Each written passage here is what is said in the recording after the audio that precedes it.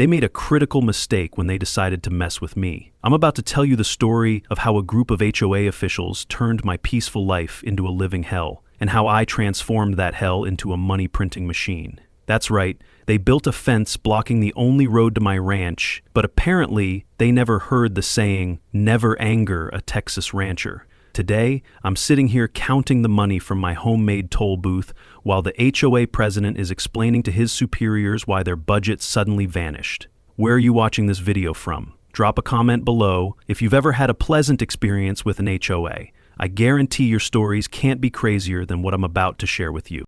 I'm Ethan Morgan, a 38-year-old who works remotely in business consulting but has been passionate about electronics and DIY projects since childhood. 2 years ago, I purchased a 30-acre ranch outside Austin, Texas, to pursue my dream of self-sufficient living. The property wasn't much to look at when I bought it: overgrown fields, a weathered farmhouse that had seen better days, and a ramshackle barn that looked like it might collapse in a strong breeze. But I saw potential where others saw problems. The land was fertile, the water rights were solid, and most importantly, it was far enough from the city to give me peace, but close enough that I could still get supplies when needed. I'd always been fascinated with technology and creating things with my hands. Since middle school, I'd been taking apart electronics and putting them back together, usually with improvements. That sometimes worked and sometimes resulted in small, controlled fires that my parents weren't too thrilled about.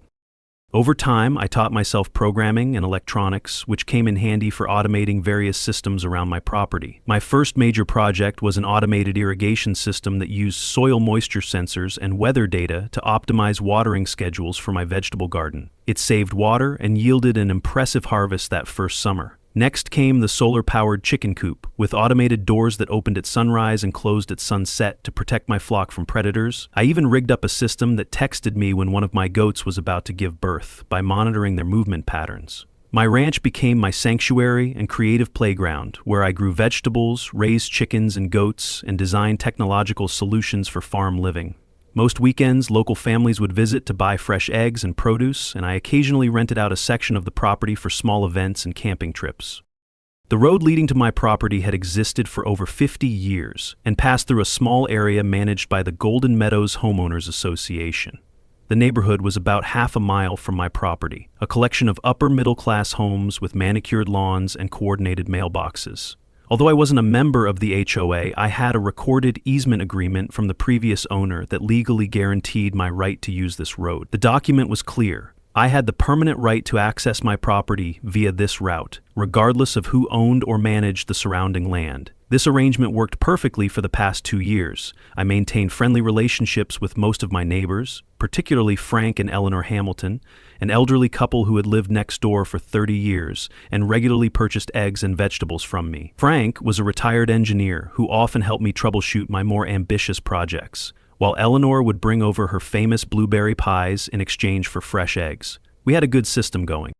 Life was peaceful and productive until that certified letter arrived in my mailbox one Tuesday afternoon. I remember it clearly because I'd just finished installing a new automated feeding system for my goats and was covered in hay and grease when I checked the mail. The official-looking envelope stood out among the usual bills and catalogs. Inside was a formal notice about an urgent HOA meeting at the Golden Meadows Community Center. What caught my attention was a vague reference to illegal road usage issues and security enhancement proposals that would be discussed and voted on. I was confused since I wasn't an HOA member and had legal rights to use the road. The letter seemed deliberately ambiguous with corporate jargon that obscured rather than clarified its purpose. After reading it several times, I decided to attend the meeting to clarify any misunderstandings. Little did I know that this HOA meeting would be the beginning of a 6-month battle, and only one side would be left standing when it was all over.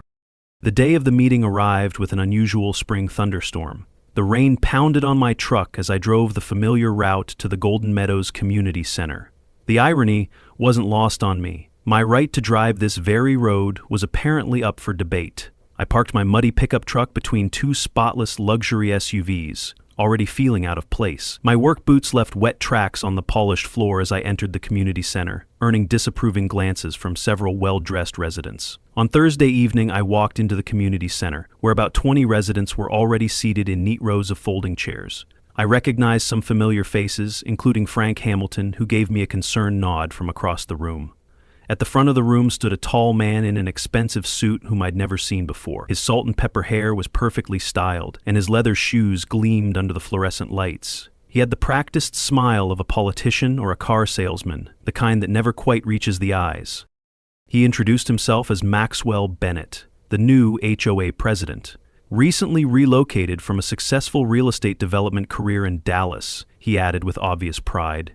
Beside him was Patricia Lawson, the HOA manager, whose perpetual scowl seemed permanently etched onto her face. She clutched a tablet to her chest like it contained state secrets and eyed me with immediate suspicion. Maxwell kicked off the meeting by discussing various community matters: landscaping contracts, the upcoming community pool renovation, and the annual summer barbecue, before eventually getting to what he called the Ranch Road situation. The casual way he transitioned to this topic, as if it were just another item on the agenda rather than something that could dramatically impact my life, made my blood pressure rise. I noticed Frank shifting uncomfortably in his seat.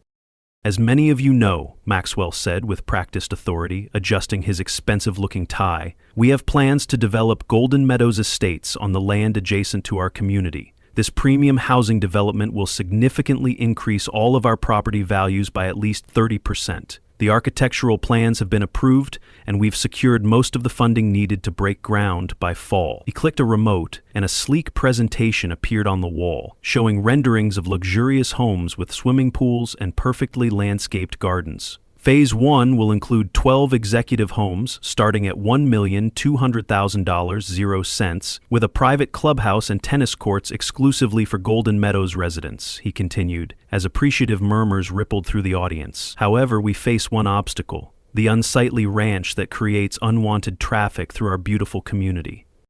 My blood began to boil as I realized he was talking about my property. The way he said ranch made it sound like a toxic waste dump rather than a productive farm. Maxwell continued, displaying architectural renderings of a massive security gate and fence system to beautify the entrance and control undesirable traffic. A thinly veiled reference to me and my visitors. The security gate will feature stone columns, professional landscaping, and a state-of-the-art access system that will enhance both security and property values, he explained, clicking through more images. Construction is scheduled to begin tomorrow and should be completed within 3 days.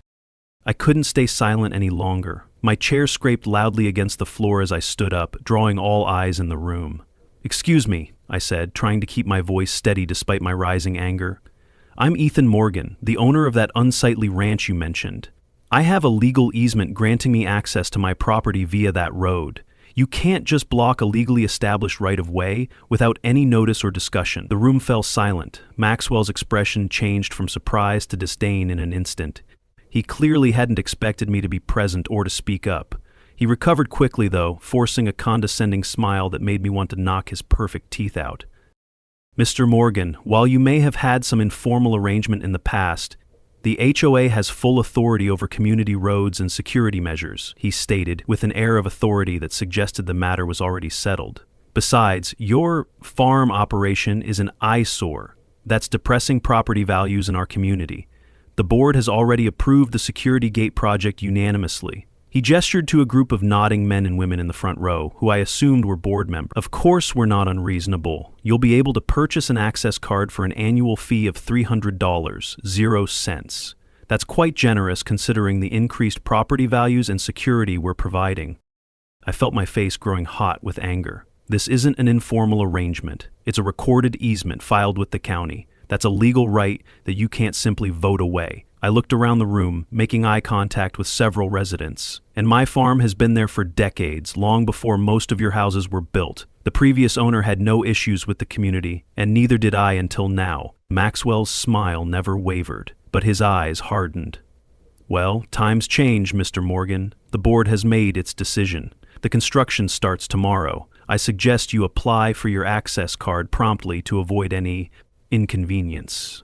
With that, he smoothly moved on to the next agenda item as if the matter was settled.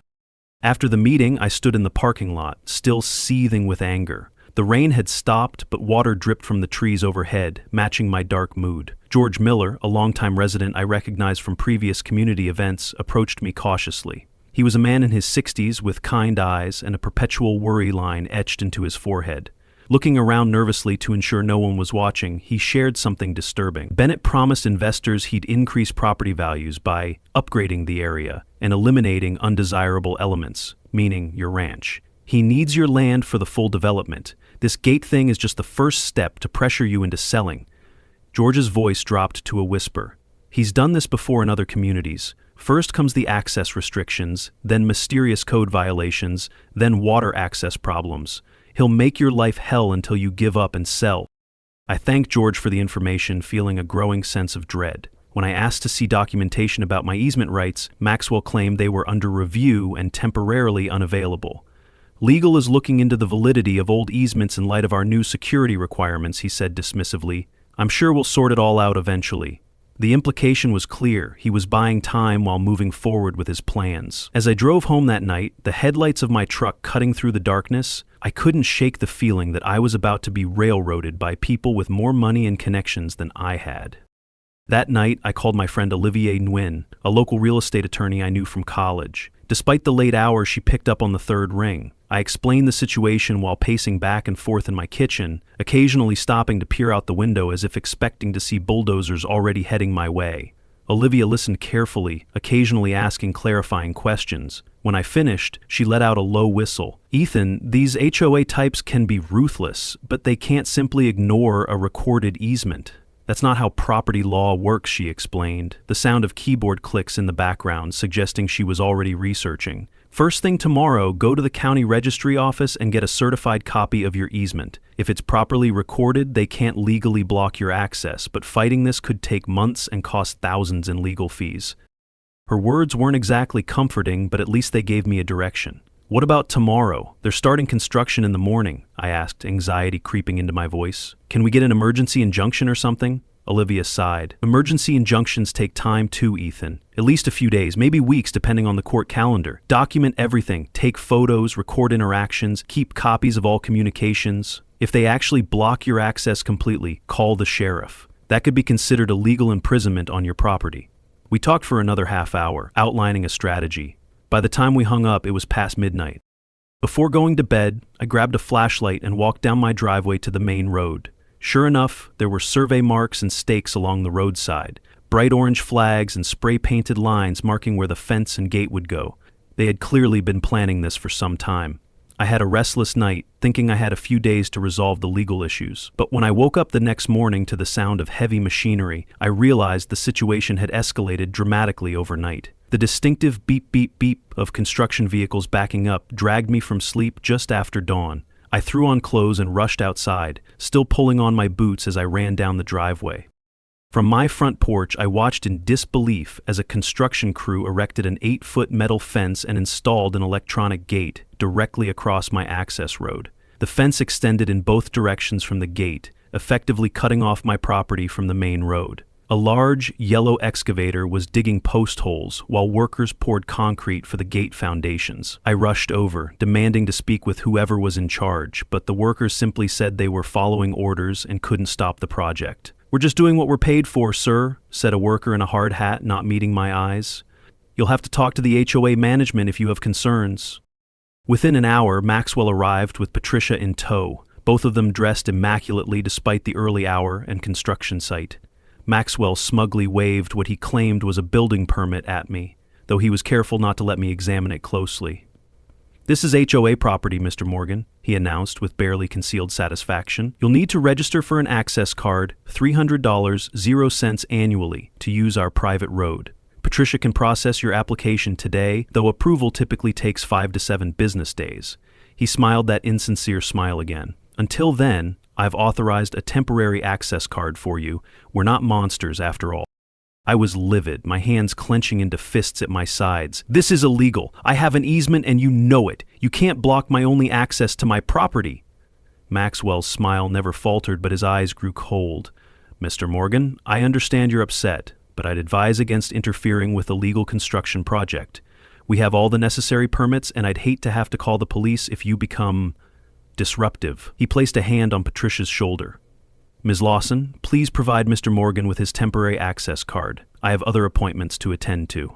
With that, he turned and walked back to his luxury SUV, leaving Patricia to handle the situation. Patricia handed me a plastic card with obvious reluctance, as if she were giving away her personal fortune. "This expires in 7 days," she said curtly. "The annual fee must be paid in full before we can issue a permanent card. There are no monthly payment options." Her tone made it clear that she expected me to cause trouble and was almost hoping for it.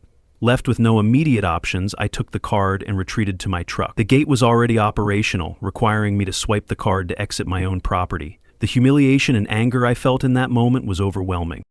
I drove straight to the county registry office, a 30-minute trip to the courthouse downtown. The registrar, an older woman with glasses hanging from a chain around her neck, helped me locate and obtain a certified copy of my easement document. She raised her eyebrows as she reviewed it. "This is a pretty straightforward perpetual access easement," she commented. "Been in place since 1972. Strange that anyone would dispute it." I clutched the document like a lifeline, feeling slightly vindicated but still uncertain about my next steps. From there, I headed straight to Olivia's office. Her law firm occupied half a floor in a modest office building on the edge of downtown. Her assistant showed me into her office immediately, where Olivia was already surrounded by open law books and her computer showed multiple tabs of legal research. After reviewing the documents, she confirmed that my easement was still valid and binding. "They can't legally block your access," she stated firmly, removing her reading glasses. "This easement is clear and recorded properly. It runs with the land, which means it transfers with ownership and isn't affected by who owns either property now." She leaned forward, her expression serious. "But getting an emergency injunction could take weeks, and they know it. This is a deliberate delay tactic. They're hoping to force your hand before the legal system can work." Olivia explained that we could file for an emergency injunction, but the courts were backlogged and it would likely be at least 3 weeks before we got a hearing. "Meanwhile, document everything," she advised. "Take photos, record conversations if legal, keep a detailed journal. If they completely block your access, even temporarily, call the sheriff immediately and reference your easement rights." I left Olivia's office with a plan, but feeling like I was already several moves behind in a chess game I hadn't realized I was playing. When I returned to my property that afternoon, the fence and gate were complete. The once open access road now featured an imposing metal gate with keycard access surrounded by cameras and intercoms. The fence extended as far as I could see in both directions, a physical manifestation of Maxwell's determination to control my movements. Maxwell stood there with a condescending smile, handing me a temporary 7-day access card. After that, he said, "You'll need to pay the fee or find another way home." Then he leaned in closer and added, "I know you've been digging into the legal paperwork. Go ahead and file for an injunction. By the time it goes through, our development deal will be secured, and we'll have other ways to make your life uncomfortable." As I watched his smug smile, a sudden idea flashed in my mind. If they wanted to turn my road into a toll gate, why couldn't I do the same?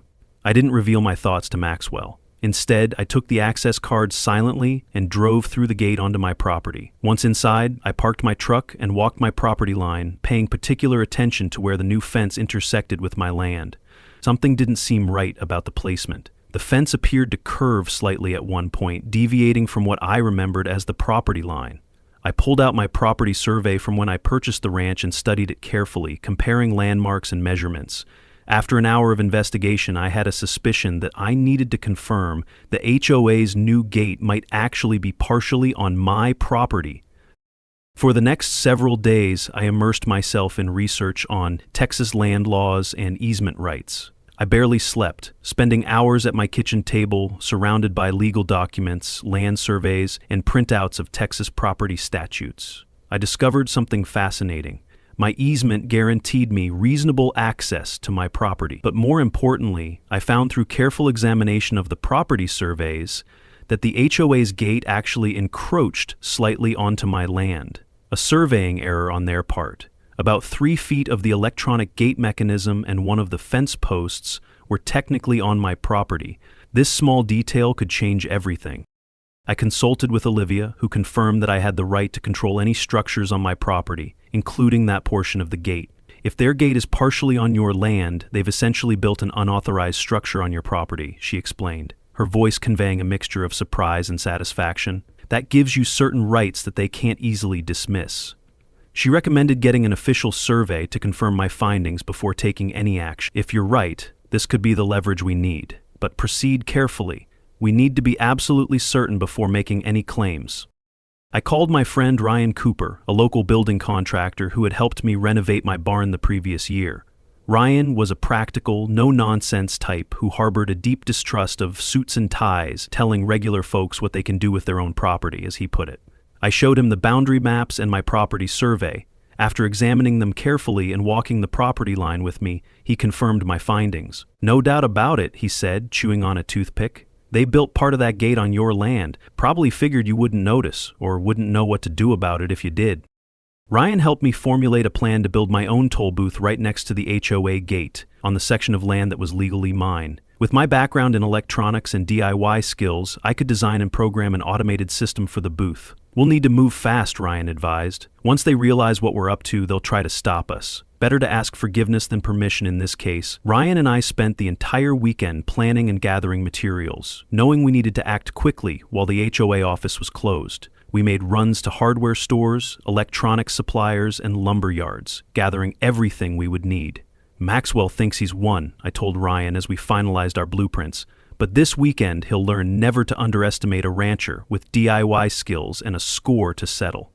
Saturday evening we began construction. Ryan brought 2 of his most trusted workers, and I called in a favor from a buddy who specialized in electrical work. We worked under floodlights, the sounds of power tools occasionally drawing curious glances from passing cars. Thankfully, Maxwell and Patricia didn't make an appearance. Perhaps they thought their victory was already secured. Ryan and I worked through Saturday night into Sunday morning, constructing a professional-looking toll booth adjacent to the HOA gate, firmly on my property. We built a small but sturdy structure with a covered operator area, a lifting arm barrier, and clear signage. I designed and installed the electronic systems myself, including cameras, a payment terminal, and an automated barrier arm I had programmed to lift after payment was received. We installed professional-looking signs reading, "Parking Plead Toll Road, $20 0 per cross. Caution 010, 0 cents monthly pass." The signs were printed at a local print shop that had rushed the order for me as a favor. The owner had his own HOA horror stories and was delighted to help. By early Sunday morning, we had a fully functional toll booth with official-looking receipts and a mobile payment system, all completely legal since it was on my property. We even added solar panels and a battery backup system to ensure it couldn't be disabled by cutting power. As Golden Meadows residents began returning from their weekend trips, they encountered our new toll booth with confusion and disbelief. Cars began backing up as drivers tried to figure out what was happening. I stood at the booth, wearing a button-up shirt and a professional-looking cap, politely explaining the situation to each driver. "The road crosses my property at this point," I explained calmly to a confused family in a minivan. "Since the HOA has decided to charge for crossing their property, I'm simply doing the same for the portion of the road on my land. It's $20 0 per crossing, or $100 0 for a monthly pass. I accept cash, credit cards, or mobile payments." Some residents were angry, others found it amusing, but most paid because they needed to get home. A few tried to argue or threatened to call the police, but I simply smiled and pointed to the property survey posted clearly on the booth. "Feel free to call them," I said.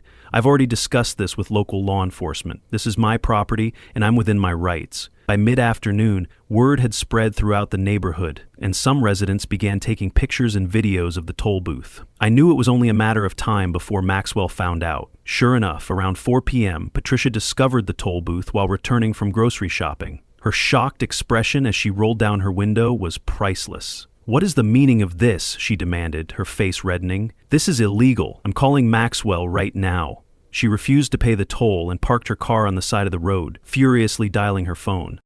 When Maxwell arrived 30 minutes later, his face turned crimson with rage. He stormed up to the booth, his expensive shoes kicking up dust. "What the hell do you think you're doing? This is illegal harassment. You can't block a public road," he shouted, attracting a small audience of curious onlookers.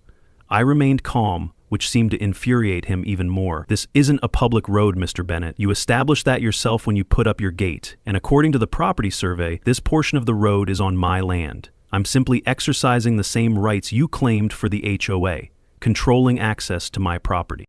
Maxwell threatened to call the police, his voice rising to a near shout. I calmly invited him to do so, explaining that I was standing on my own property with certified survey documents proving it. "I've already spoken with an attorney," I added. "Everything here is perfectly legal. If you have concerns about the property line, you're welcome to commission your own survey." Maxwell pulled out his phone and dramatically called the police, pacing back and forth while describing a road blockage, an illegal toll booth to the dispatcher. Within 20 minutes, Officer Ramirez arrived, a middle-aged cop with a no-nonsense demeanor who I'd met previously when reporting a trespassing incident. Officer Ramirez listened to both sides and carefully reviewed my documentation, including the property survey and easement papers. After a thorough examination, he turned to Maxwell. "Sir, this appears to be a civil matter, not criminal. Mr. Morgan is on his own property according to these surveys. If you dispute the property line, that's something you'll need to address through civil court." Maxwell sputtered indignantly, insisting that I was breaking some law. Any law. Officer Ramirez remained professional but firm. "Unless you have documentation showing this is your property, there's nothing for me to enforce here. I suggest you consult with your attorney." As Officer Ramirez drove away, Maxwell stood there, red-faced and helpless. But I knew this was just the beginning. War had been declared, and Maxwell Bennett wasn't someone who would surrender easily. The following Monday, Maxwell called an emergency HOA meeting to discuss strategies for dismantling my toll booth. From what I heard later from Frank, Maxwell presented me as a dangerous troublemaker who was threatening property values and community safety. The HOA hired William Davis, an expensive attorney who specialized in real estate disputes. Within days, I received a threatening letter on law firm letterhead demanding I cease operations immediately, claiming various violations of local ordinances, easement misinterpretations, and public nuisance laws. I forwarded the letter to Olivia, who dismissed most of the claims as legal intimidation with little substance. I didn't budge. My toll booth continued functioning, bringing in thousands of dollars in just the first few days. Golden Meadows residents were increasingly frustrated, not with me, but with Maxwell for escalating the situation instead of resolving it. Many began to question why they should pay twice, once to me and once to the HOA, just to get to their homes.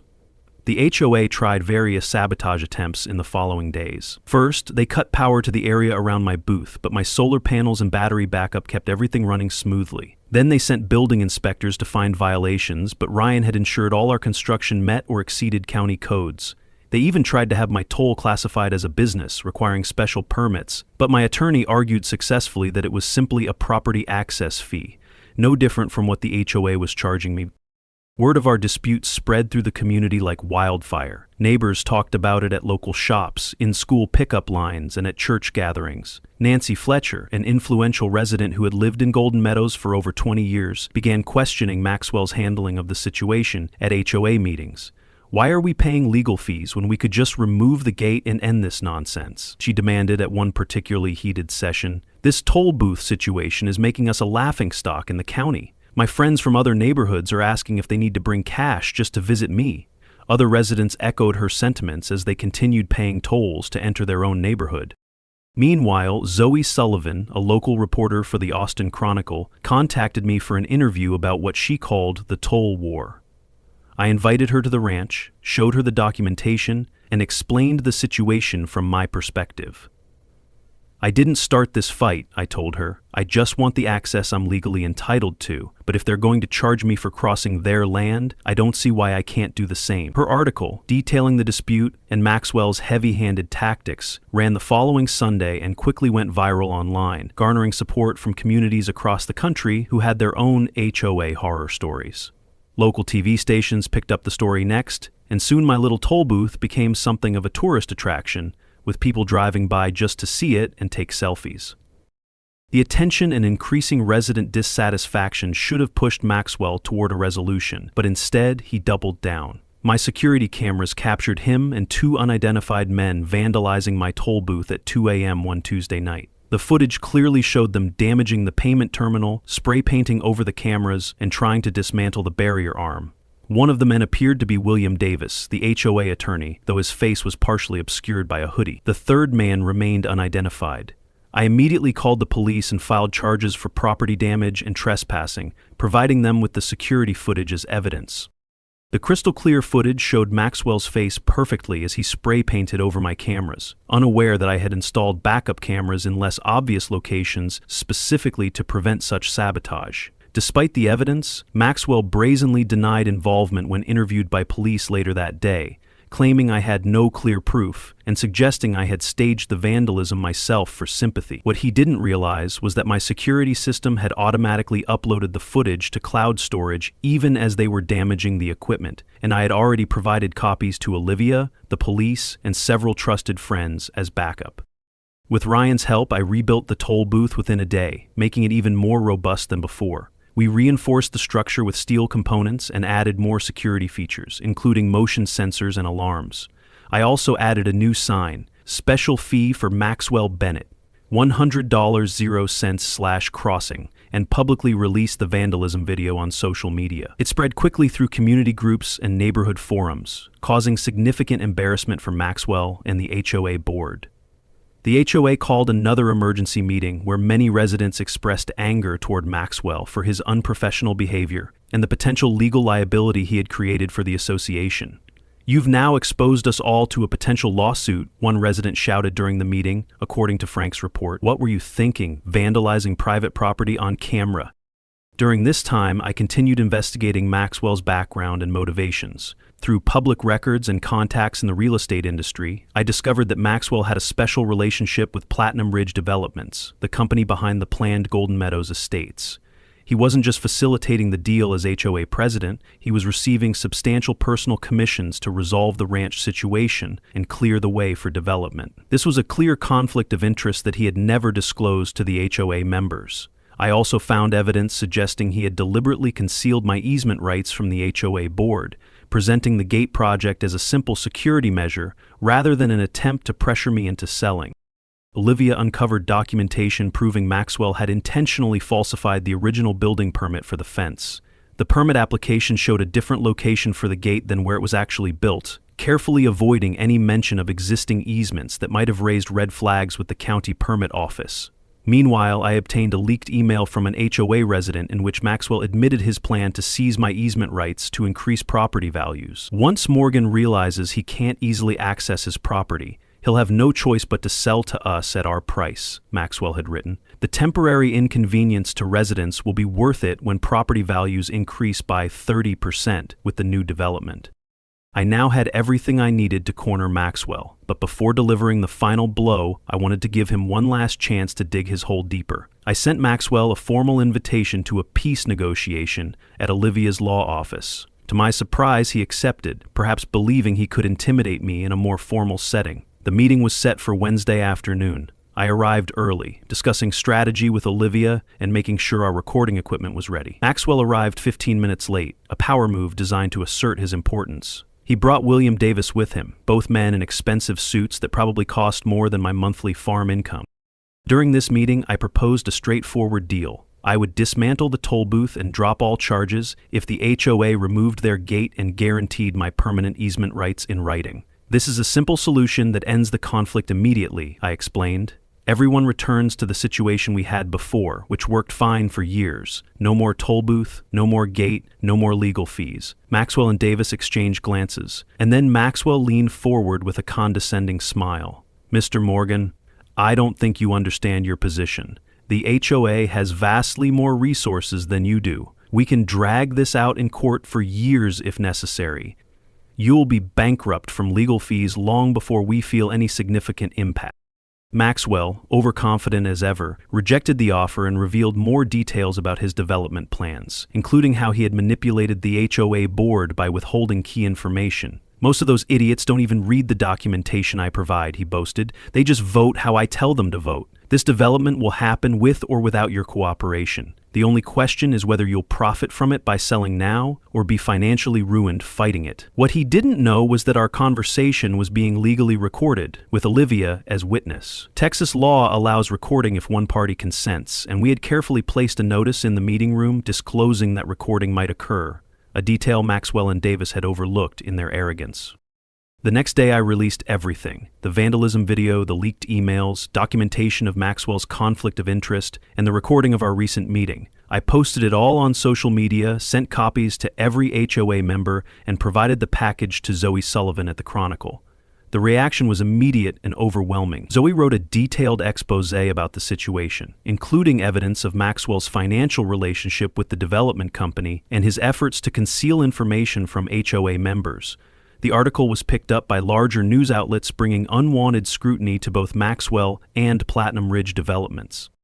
The HOA board called an emergency session where multiple members demanded Maxwell's immediate termination. The meeting was chaotic, with residents yelling and demanding answers. Maxwell tried to defend himself, claiming the recordings were doctored and the evidence fabricated, but few believed him. Patricia sat silently beside him, her expression suggesting she was already planning her exit strategy. Within a week, Maxwell was fired by the HOA, facing a civil lawsuit from me and potential criminal charges for vandalism. William Davis quietly withdrew as HOA counsel, likely realizing he had been recorded potentially participating in criminal activity. The new HOA board, led by Nancy Fletcher as interim president, moved quickly to resolve the situation. They voted unanimously to remove the gate and formally recognize my permanent easement rights in a legally binding document. They also agreed to pay for the damage to my toll booth and cover my legal expenses as part of a settlement agreement. Platinum Ridge Developments withdrew from the Golden Meadows Estates project after the scandal, unwilling to be associated with the negative publicity. The land that had been slated for development was later purchased by a conservation trust and preserved as a natural area, allowing the community to maintain its semi-rural character. Maxwell made a final desperate attempt to sue me for defamation, but the court dismissed his case when he couldn't prove any of the evidence I'd shared was false. The criminal charges for vandalism were eventually settled with a plea deal that included community service hours and restitution payments. I decided to use the money collected from the toll booth, over $15,000 to establish a land rights defense fund to help others facing similar HOA bullying. The irony wasn't lost on me that Maxwell's attempt to extort money from me had created a resource to help others fight against similar tactics. I hosted a large BBQ party at my ranch, inviting all Golden Meadows residents, except Maxwell, and local media. The event became a celebration of community solidarity, with many residents expressing relief that the toll war was finally over. At this gathering, I announced plans to expand my ranch into a community agricultural education center, creating positive relationships with my neighbors. This land has always been meant to be shared, I told the gathered crowd. Instead of being a point of conflict, I want it to be a place where we can all come together and learn from each other. Frank and Eleanor Hamilton were among the first to volunteer to help with the educational programs. Frank offered to teach basic electronics to kids, showing them how to build simple circuits and solar-powered gadgets, while Eleanor would lead gardening workshops. Other neighbors soon joined in, offering their own skills and knowledge. What had started as an adversarial relationship between my ranch and the community was transforming into a collaborative partnership. 1 year later, my ranch had become a community hub, featuring gardening classes, farmers markets, DIY workshops on agricultural automation, and weekend events. Local schools brought students for field trips, and the University Agricultural Extension Office partnered with us for research projects. Maxwell was forced to sell his home and relocate after being ostracized by the community. I installed a small sign where the toll booth once stood. Never pick a fight with a rancher who knows how to build things and has too much free time. The former gate location was transformed into a welcoming entrance with wildflowers and a seating area. The HOA underwent significant reforms, requiring transparency and limiting the president's authority. George Miller joined the board and advocated for reasonable enforcement of community standards. My DIY skills found new purpose as I helped neighbors set up solar systems and automated irrigation. I published an online guide to farm automation that gained popularity among small-scale farmers nationwide. The toll booth was dismantled, but I repurposed parts of it. The barrier arm became part of a playground structure, the solar panels were used for educational displays, and the security cameras now monitor wildlife for science education. Zoe Sullivan's article about our dispute won a journalism award and launched her career covering community activism. This experience taught me that communities are stronger than individuals motivated by greed. Property values in Golden Meadows actually increased despite the luxury development falling through. Living next to a vibrant educational farm proved more appealing than another cookie-cutter housing development. If you're facing your own Maxwell Bennett, remember to document everything, know your rights, build community alliances, and don't be afraid to get creative. The principles of standing your ground, highlighting injustice, and using innovation to level the playing field can help you overcome bureaucratic bullying. Today, as neighbors stop by for fresh eggs or workshops, it's hard to believe this property was once at the center of such conflict. The fence, meant to isolate, has been replaced by open gates that welcome. Sometimes the little guy with a creative idea and a stubborn streak can triumph over those who mistake money for rightness and power for authority.